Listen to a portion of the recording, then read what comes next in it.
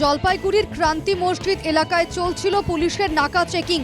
শনিবার রাতে সেখানেই টাকা নিয়ে পাকড়াও মালে বিজেপি কনভেনার রাকেশ নন্দী।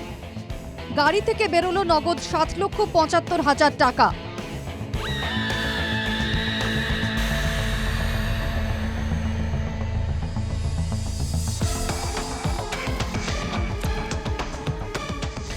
এত টাকা কার, কোথা থেকে এলো?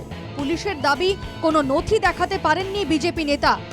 জিজ্ঞাসাবাদে রাকেশ জানান, বিধানসভা এলাকায় রাজনৈতিক কার্যকলাপের জন্য মহিলা মোর্চার জেলা সভাপতি দীপা বণিকের থেকে টাকা নিয়ে আসছিলেন তিনি।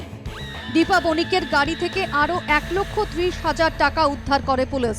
টাকা উদ্ধারের বিষয়টি অস্বীকার করছে বিজেপি। বিগত দিনে এখানে একটা সভা গেছে, সেখানকার কিছু বকেয়াও রয়েছে। বিষয়গুলি না জানা অবধি আমি কোনো মন্তব্য করতে পারছি না। আপনাদের মাধ্যমে প্রথম জানতে পারলাম, বিষয়টা নিয়ে আমি খোঁজ নিচ্ছি। যদি পরবর্তীতে সেরকম কিছু হয় তখনই আপনাদের সমস্ত তথ্য দিয়ে দেব। তবে বিষয়টি নিয়ে শুরু হয়েছে রাজনৈতিক চর্চা।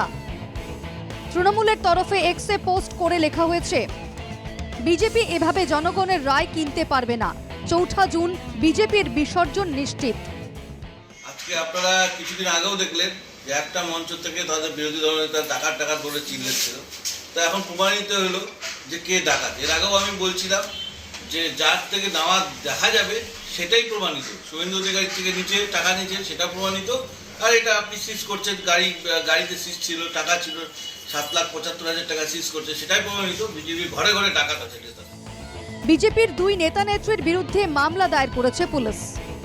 জলপাইগুড়ি থেকে রাজীব মুখার্জির রিপোর্ট, NKTV বাংলা।